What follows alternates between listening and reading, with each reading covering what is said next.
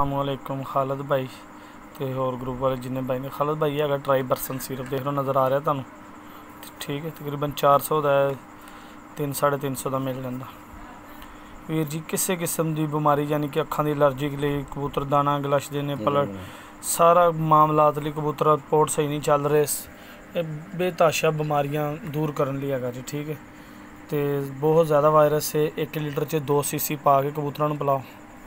वैसे 2 लीटर च 1 सीसी पैंदा है, 1 लीटर च 2 सीसी पा के तुसीं पिलाओ। इंशाअल्लाह जो जी मर्जी बीमारी है, मैं नहीं मनना कि इस तो अगे भी कोई सिरप कोई दवाई है जी।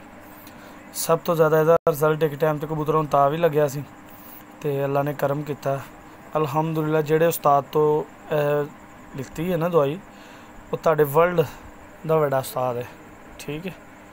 तो बहुत ही नायाब चीज़ है, इंशाअल्लाह इस्तेमाल करो, बकाया सत्ते खैर है।